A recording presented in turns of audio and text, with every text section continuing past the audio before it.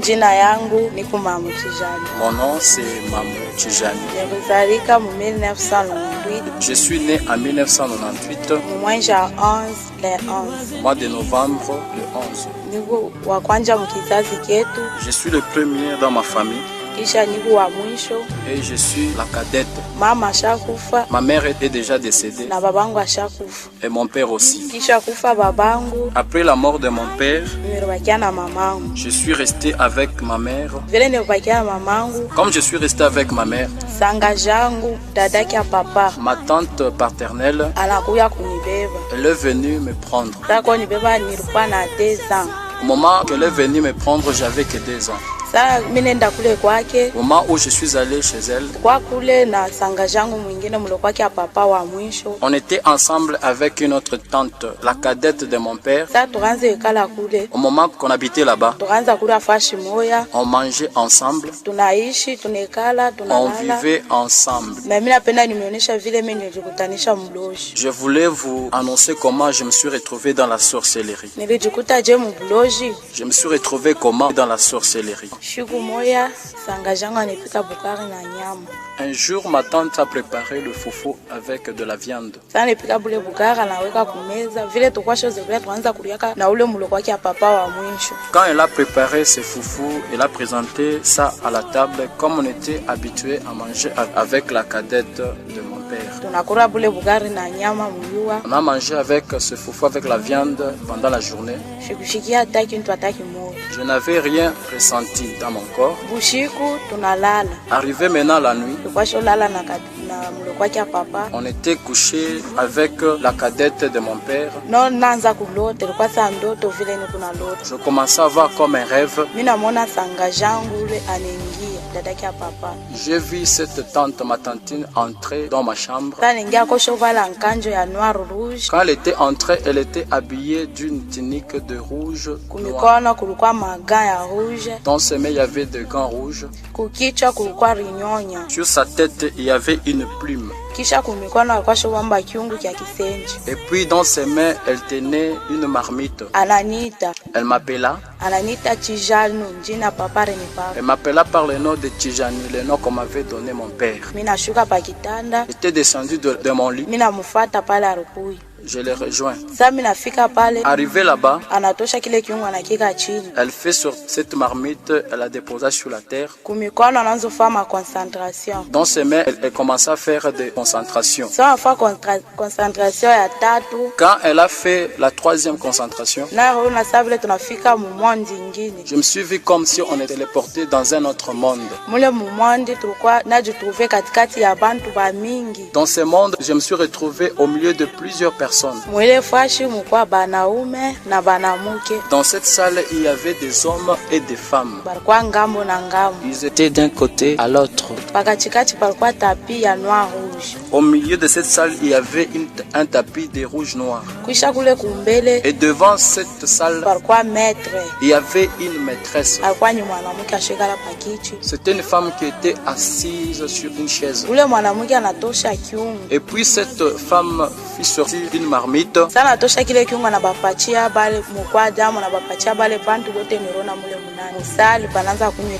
Au moment où elle fit sortir cette marmite qui était remplie, elle commença à distribuer à tous ces gens qui étaient là, ils buvaient du sang. Après ces gens qui finissent de boire, il me donna aussi à mon tour. Et moi aussi j'ai pris pour boire. Après avoir bu ce sang,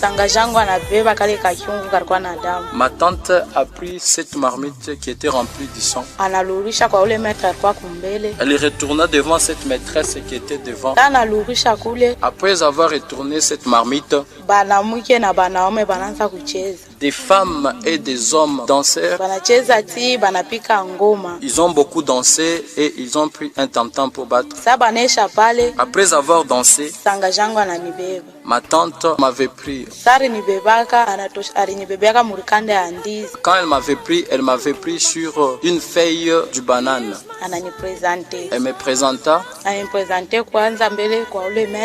me présenta d'abord devant cette maîtresse. Après m'avoir présenté devant cette maîtresse, elle commença à me présenter aussi devant les hommes et des femmes qui étaient là-bas. Après m'avoir présenté, elle me fait asseoir au milieu sur ces tapis rouges. Ma tante passait là-bas. Après que ma tante fut passée, j'ai regardé sur son sexe, il était sorti un sexe d'un chien. Ses yeux étaient transformés, il y avait des rayons rouges. On se couchait avec elle. Après avoir couché avec elle, après avoir couché avec elle, j'étais commencé à grandir. J'ai grandi jusqu'à arriver à une fille de l'âge de 16 ans. Quand j'étais à cette fille de l'âge de 16 ans, on a cessé de coucher avec elle.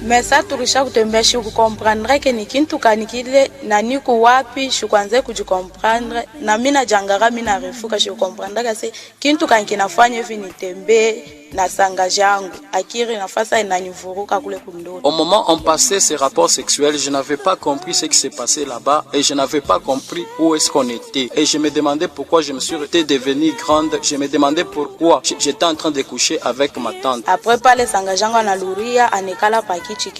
cela, ma tante était retournée pour s'asseoir sur sa chaise.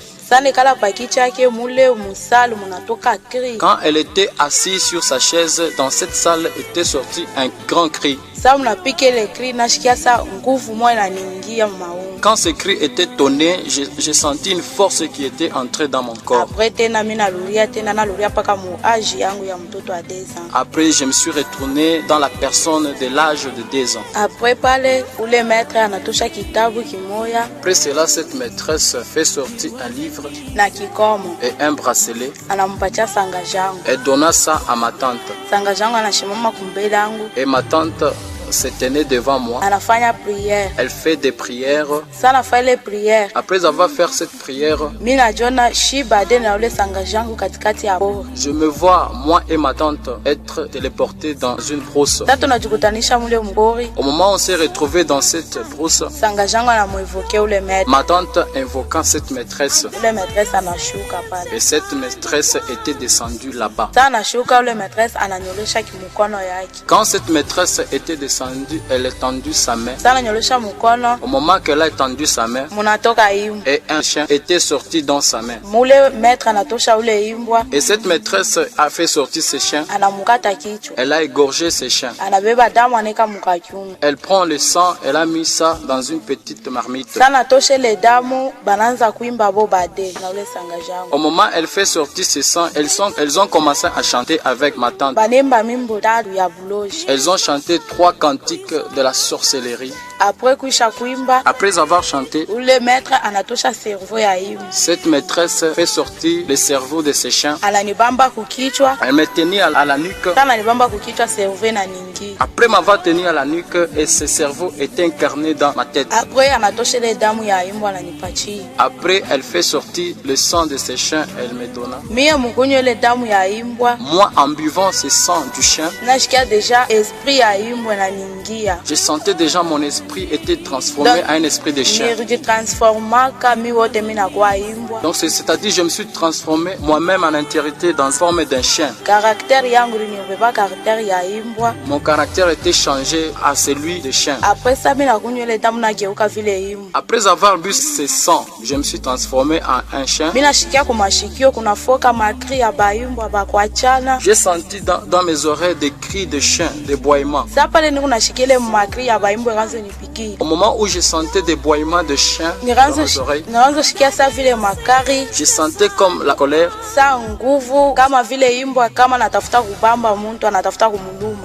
imbwa na lamushaka manyonya paka vile njo vimemfanishikia. Comme la force d'un chien quand il a besoin de captiver un homme. Après pale meno ya imbwa na nitoka mkinywa. Après cela, mes dents s'étaient transformées en des dents d'un chien. Après pale makri na kachi. Après que ces cris soient terminés, belangu kuna shimama wingu. Devant moi s'est tenue une nuée. Kule kuwingo kulikuwa paka bichwa vya baimbwa vile shimama kule kuwingo. Devant cette nuée, il n'y avait que le tête de chien qui était entouré cette nuée. Au moment où ce chien m'a entouré et cette nuée aussi m'entourait. Cette maîtresse a fait 55 prières. Après avoir fait ces 55 prières, cette nuée est incarnée en moi.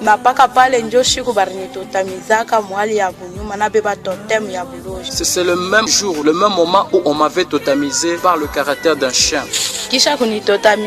Après m'avoir totamisé, cette maîtresse fait sortir une baguette magique.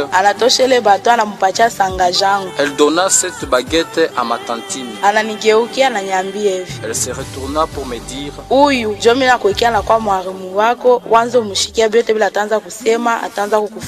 celle-ci est ta conductrice, elle est devenue ta maîtresse. Écoute ceci commencera à t'enseigner et à te diriger.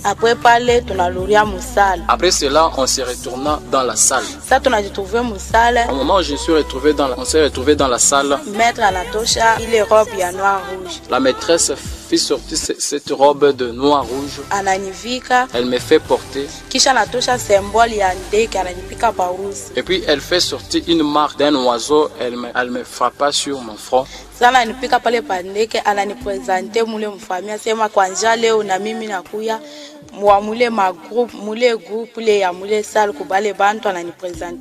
Après m'avoir scellé cette marque d'oiseau, maintenant elle me présentait devant l'assemblée de tous ces gens qui étaient là pour dire que je suis devenu maintenant un membre de la famille de cette assemblée. Après cela, ils ont poussé des cris de joie. On a commencé à danser. En ce moment-là, j'ai commencé aussi à danser dans cette fête. On dansait, on buvait. Fait sortir même une viande de la chair humaine, on me donna. Après cette fête, comme on m'avait totamisé en caractère d'un chien, maintenant on me donna le pouvoir.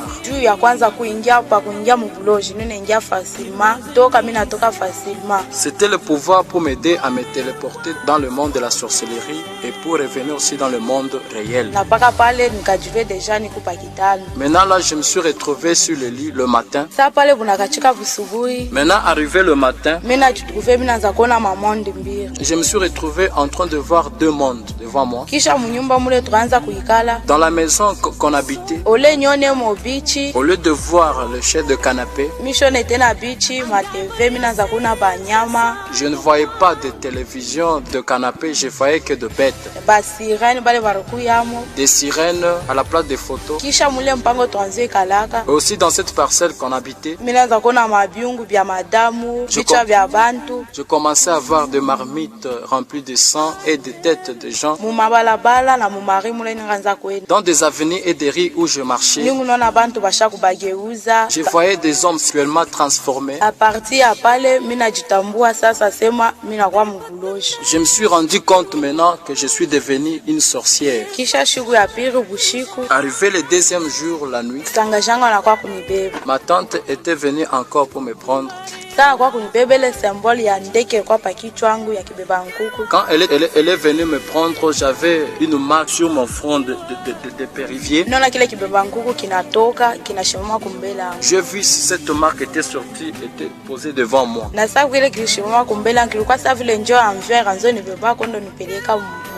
Quand cette marque était déposée devant moi, s'est transformée comme un oiseau. C'était comme un avion qui m'aidait à un moyen de transport. Quand je suis monté sur cet oiseau, on a commencé à aller avec ma tante présentée dans ce site. Première fois, on s'est rendu dans une brousse. On s'est retrouvé devant une montagne. eko na kipande kia nyoka na kipande kia mundu. Devant cette montagne, on avait rencontré personne qui avait une forme moitié serpent et moitié humain. Ule akatosha na ye mapuissance ya buloji bwa keushi. Cette personne fit sortir aussi d'autres pouvoirs de la magie noire. Ananipatia. Elle me donna aussi. Kisha sanga jangu ananipresente kwa. Et aussi ma tante me présentait devant lui. Sasa tunatoka kule tunaenda tena mumai. Après on a quitté là-bas pour se rendre dans une rivière. Tunaenda kutana na sirène. Où on avait trouvé une sirène. Ule sirène na ye paka vile anatosha na ye buloji bwa keusha ananipatia. Cette sirène de la même sorte, elle fait sortir du pouvoir de la magie noire, elle me donna. Na ile yote sanga jangu akaanza kunifundishaka namna gani ya kwanza kwenda kuma mitoni, kupanda kuma milima, kufanya mabuloji. Jomne mdezia mtu sanga jangu akaanza nyondeshaka. Dans toutes ces choses, ma tante m'apprenait comment on peut aller ensorceler, d'aller dans des brousses, d'aller dans des rivières. C'était la façon de m'apprendre la sorcellerie. C'était dans le deuxième jour. Kisha kufaile ma visite yote. Après avoir réalisé toutes ces visites, tunaluria kwa ule maître. On s'est retourné devant cette maîtresse. Sasa tunafika kwa maître anatururisha sisi twende kwa sanga jangu mle. Quand on est arrivé chez cette maîtresse, elle nous renvoya encore dans la maison de ma tante. Dans la maison de ma tante, il y avait une cave. Dans cette cave, il y avait une rivière du sang. Au moment où moi et ma tante, on a quitté pour se rendre à la maison, là où il y avait une cave. Arrivé là-bas, on a trouvé déjà cette maîtresse était déjà là. Au moment où on est arrivé dans cette cave, c'était pour me baptiser. On est arrivé là-bas, cette maîtresse, elle a commencé à me baptiser dans cette rivière. Après m'avoir baptisé, elle me donna le nom de Catherine. Ce nom de Catherine était un nom très puissant. J'ai travaillé avec ce nom dans la magie noire.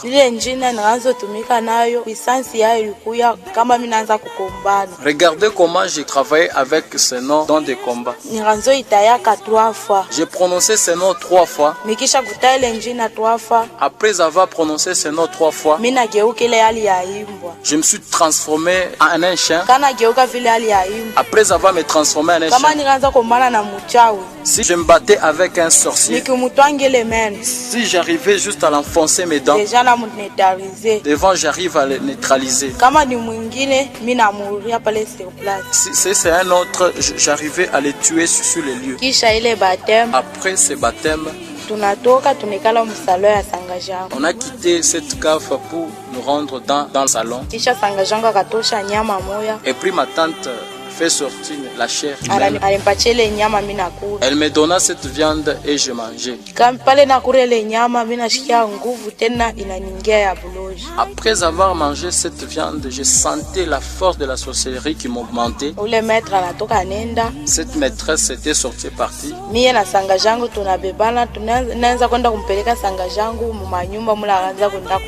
Et moi et ma tante, on s'était ensemble, on est sortis dans la maison pour aller ensorceler les gens dans des maisons. Après avoir retourné le matin, dans ce matin-là, ma tante, comme elle vendait, elle était sortie. On était resté avec la cadette de mon père à la maison. Comme je voyais des mondes, je voyais que c'est normal, c'était une vie normale. Je commençais à essayer à jouer avec le bête qui était dans la maison de ma tante. J'ai causé avec ces bêtes et aussi avec des sirènes. Maintenant, une chose qui m'avait un peu impressionné et me troublait dans la tête, où c'est cette cadette de mon père qu'on habitait ensemble.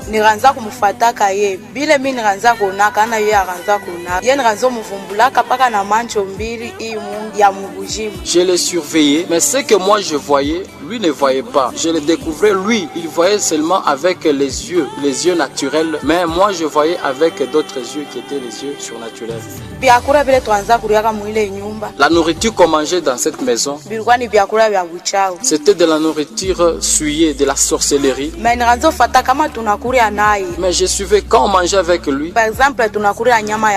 Par exemple, qu'on mangeait une chair humaine. Mais elle, au lieu d'avaler ça, mais ça traînait sur la gorge. Et lorsque j'essayais de causer avec lui dans le monde de la sorcellerie, je le surveillais, lui n'entendait pas. Comme je voyais cela chez lui, ça me tourmentait.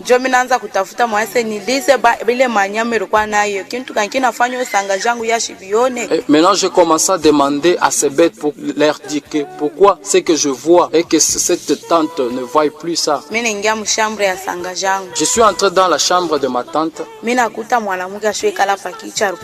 J'ai trouvé une femme qui était assise sur une chaise, elle était nue.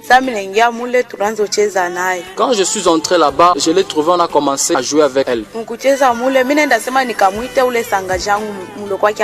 En jouant avec elle, je me suis rendu que je devrais aller appeler la cadette de mon père plutôt. Je l'ai appelée, elle ne m'avait pas répondu. Alors je lui ai tenu par la main. Je commençais à la ramener devant cette femme qui était dans la chambre. Arrivé avec elle dans la chambre de ma tante, je lui ai fait assise sur le lit de ma tante. Au moment où je lui ai fait entrer dans la chambre, la joie qu'elle avait, cette femme, était terminée. Et j'ai posé la question à cette femme qui était nue dans la chambre. Pourquoi la tante, la cadette de mon père ne faille plus? Et si je l'appelais pour jouer avec elle, elle ne joue pas. Pourquoi? Cette femme, elle ne m'avait rien répondu. Elle fait sortir un miroir. Dans ce miroir, elle fait sortir ma tante là. Ma tante était tenue debout dans ce miroir et cette personne a commencé à poser des questions à ma tante. En lui posant des questions, ma tante lui répondait toujours. Et j'ai posé des questions à la femme qui était nue. Qu'est-ce que des choses que tu es en train de lui raconter? Cette femme me disait, tais-toi. Après, je vis cette miroir était éteint. Et cette femme me disait, faites-elle sortir ici. Et je l'ai fait sortir pour la faire retourner dans la chambre. Et je me suis retourné moi-même pour causer avec de bêtes. J'ai encore posé une question à une sirène qui était au salon. Cette sirène ne m'avait rien répondu. Alors sur ce point, les choses me tourmentaient beaucoup.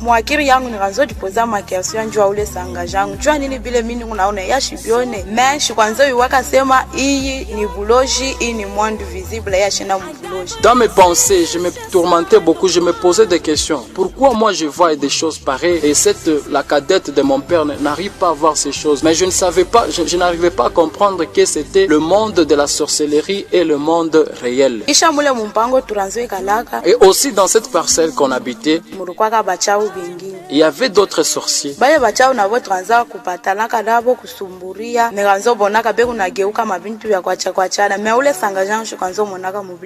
Et ces sorciers de la parcelle ont collaboré avec eux, ils se transformaient en d'autres choses, mais chez ma tante, la cadette de mon père, je ne voyais pas ces choses.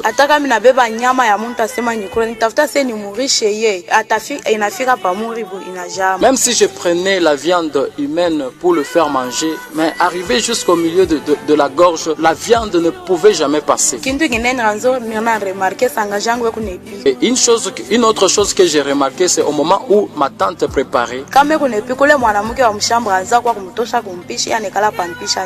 Au moment qu'elle préparait, cette femme nue qui était dans la chambre venait toujours le remplacer et c'est elle qui préparait. Maintenant, arrivé la nuit, on est allé se coucher avec ma tante. Arrivé le moment de se coucher, ma tante, lui, s'est couché. Moi, je suis arrivé, je n'arrivais pas à dormir. Je commençais à chanter des cantiques de la sorcellerie cette nuit. Au moment où je chantais et je dansais et je voyais des symboles qui étaient dans cette chambre. Et je voyais ma tante, la grande sœur de mon père, était entrée. Au moment où elle était entrée, je me disais, ah, c'est le moment de partir maintenant.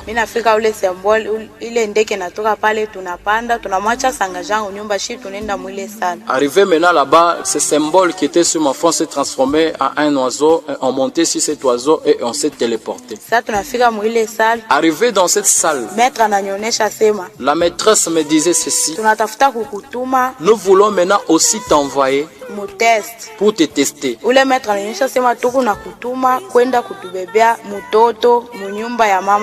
Cette maîtresse me disait, nous allons t'envoyer dans une maison pour aller prendre un bébé.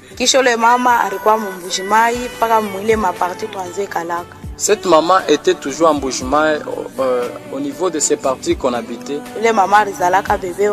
Cette maman avait enfanté un fils. Et dans ces miroirs était sorti le maître. Et le maître avait sorti un tam-tam. Elle me disait, va dans cette maison. Si tu es arrivé devant la porte, frappe ce tam-tam. Après avoir battu ce tam-tam, tu verras la porte va s'ouvrir. Si la porte s'ouvre, n'entre pas avec le devant, mais entre par derrière et entre dans la maison. Et si tu entres dans la maison, regarde avec un œil gauche et tu verras un miroir. Si tu vois ce miroir, tu verras ce bébé. Amène-la ce bébé. Après cela, ce maître fait sortir un poudre. Il me saupoudre sur mon visage et sur mes mains. Fait sortir un chapeau et me fait porter. Et je suis monté sur cet oiseau pour voler. Arrivé juste à la porte de la maison, je fais sortir le tam-tam qu'on m'avait donné. Je battais ce tam-tam 3 fois et la porte était ouverte. Au moment où la porte était ouverte, et je me suis retourné et je commençais à entrer dans la maison. Au moment où je suis arrivé dans la maison et je regardais avec un œil gauche et je vis ces miroirs. Et cette maman était apparue dans ces miroirs et son bébé dans ses bras. Quand je vis cela, j'ai eu peur d'aller prendre ce bébé. Je commençais à marcher à tâtonnant. J'ai entendu une voix qui était sortie dans ce tam-tam qui me disait, va, ne crains rien. Quand cette voix me fut parlée, j'ai senti encore la force. J'ai commencé à avancer pour prendre ce bébé. On a commencé à se tirailler avec cette maman pour prendre ce bébé. Comme j'avais de la force plus que cette maman, je suis parvenu à arracher ce bébé. Au moment que j'ai arraché ce bébé de la main de cette maman était tourmentée. Elle a commencé à chercher son enfant. Je vis cette maman, son esprit était en train de me poursuivre. Je suis sorti avec ce bébé, mais son esprit me poursuivait pour me dire, donne-moi mon enfant. Lorsqu'elle me suivait, j'ai eu encore peur. Une voix voix était sortie encore dans ses entendements. Enlève la peur, viens avec ces bébés. Au moment où j'allais, en regardant toujours derrière, je voyais l'esprit de cette maman qui me poursuivait en pleurant. Comme la peur était surpassée, cette maîtresse me disait étends ta main gauche. Et j'ai tendu la main gauche et je vis la poudre dans cette main. Elle me disait de souffler sur cette maman. Et j'ai soufflé sur cet esprit de cette maman. Au moment où j'ai soufflé la poudre sur cette maman et son esprit était neutralisé.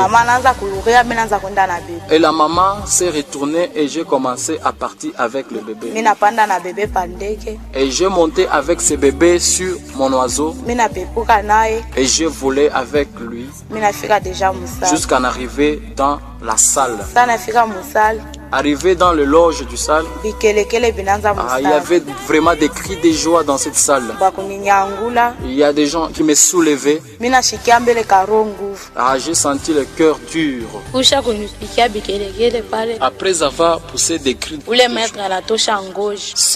cette maîtresse fait sortir une peau. C'était une peau d'une bête. Et j'étalais cette peau sur la terre. Et j'ai pris ce bébé pour l'étaler sur cette peau. Et je vois un couteau très tranchant qui était sorti dans la salle qu'on était et jusqu'à n'arriver devant moi. Et la maîtresse me disait prends ce couteau, égorge cet enfant. Comme c'était ma première fois de tuer une personne, je sentais vraiment de friction dans mon corps. Au moment où j'ai pris le couteau pour égorger cet enfant commençait à pleurer. Au moment où cet enfant pleurait, et je disais à ma maîtresse, l'enfant est en train de pleurer. Et la maîtresse disait à ces gens qui étaient là-bas d'entrer dans des prières.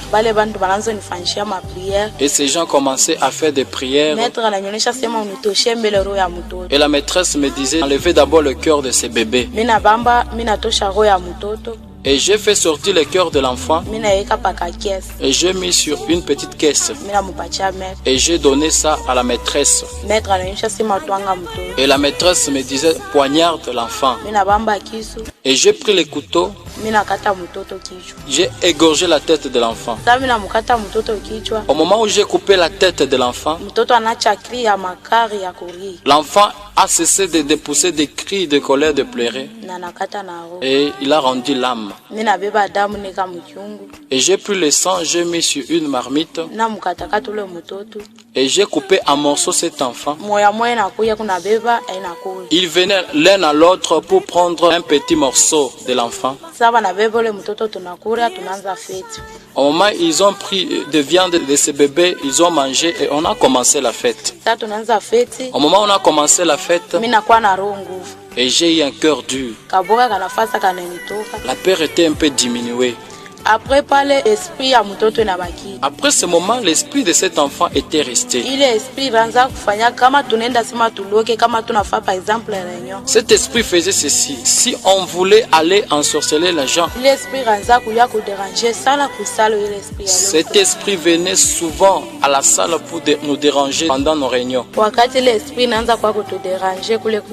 Au moment où cet esprit a commencé à venir nous déranger dans notre loge au salle, cet esprit voulait entrer dans la salle pour nous tuer tous. Alors la maîtresse dit, elle m'appelait seulement moi. Elle me disait, prends le sang de ces bébés qui étaient dans cette marmite, va dans la parcelle de sa maman en terre. C'était pour l'enterrer. Pourquoi? Si on arrivait à enterrer ce sang, c'était la façon pour bloquer l'esprit de ce bébé, pour que cet esprit n'arrive pas à venir nous déranger encore. Et j'ai pris ce sang. J'ai commencé à aller avec dans la route. Arrivé en cours de route, le sang a commencé à bouillonner. Au moment où le sang bouillonnait, il me secouait même. Ce sang voulait même me tuer. Au moment où le sang voulait me tuer, la maîtresse a senti cela. Au moment là, elle était apparue maintenant devant moi. Elle a fait une tour. Au moment où elle a fait un tour, elle fait sortir un bébé de sexe féminin. Ce bébé avait le même âge de ce bébé qu'on avait tué. Elle a pris cet enfant, elle m'incarna. Au moment où elle m'incarna ce bébé et le sang était neutralisé. Et la maîtresse me disait de continuer la mission. Et je me suis rendu, arrivé à la maison. J'ai enterré le sang. Et j'ai fait des concentrations. Et j'ai fait sortir un pot de fleurs et j'ai enterré là-bas. Après avoir fait mes concentrations, j'ai fait la tour au devant de ce sang. Au moment où j'ai contourné ce sang, j'ai lié l'esprit de ce bébé pour que cet esprit n'arrive pas à nous joindre encore. Après avoir contourné ce sang, je suis resté debout. Et cette maîtresse me disait, va maintenant. Et j'ai quitté pour me rendre maintenant dans la salle. Maintenant arrivé dans la salle, quand je fais cela, t'es bien passé. En ce moment-là, j'ai déjà un cœur dur. La peur que j'avais était terminée. Après avoir exécuté la mission de ce bébé, la maîtresse me disait, je vais t'envoyer encore dans une autre mission.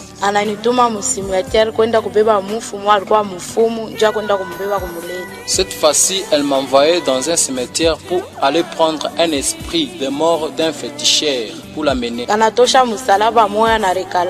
Elle fait sortir une croix et un miroir pour que j'aille avec. Et j'ai pris ces choses pour aller avec. Arrivé au cimetière, j'ai commencé à évoquer cet esprit. Mais en l'évoquant, je l'appelais, il répondait mais il ne venait pas. J'ai essayé plusieurs fois mais il ne pouvait pas. Et directement ma maîtresse, elle a commencé à me dicter d'autres choses. J'ai vu juste à côté de moi il y avait une sable. Et j'ai pris cette sable. J'ai écrit le nom de cet esprit de mort. Au moment où j'ai écrit ce nom, j'ai commencé à l'appeler. Il commençait à venir, mais au moment où il venait, il y avait de fumée qui sortait dans sa bouche.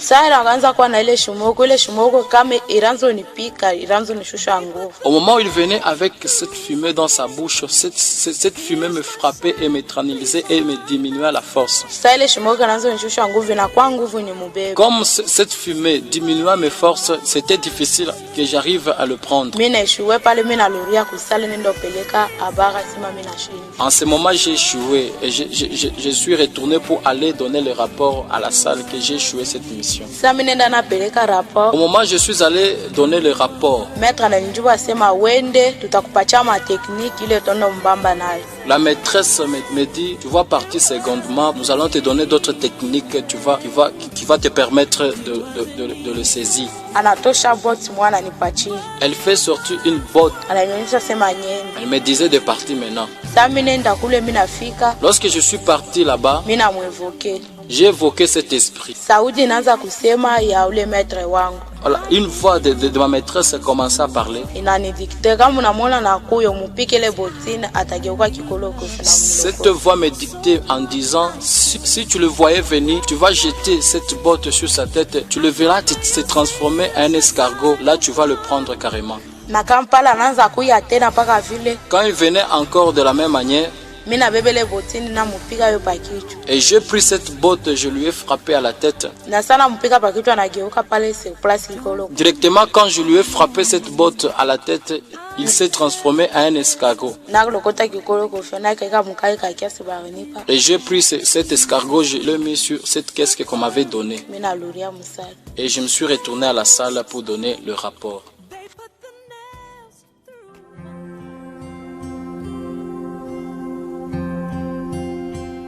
Envoie ton esprit saint, ton feu d'amour divin, déploie ton cœur et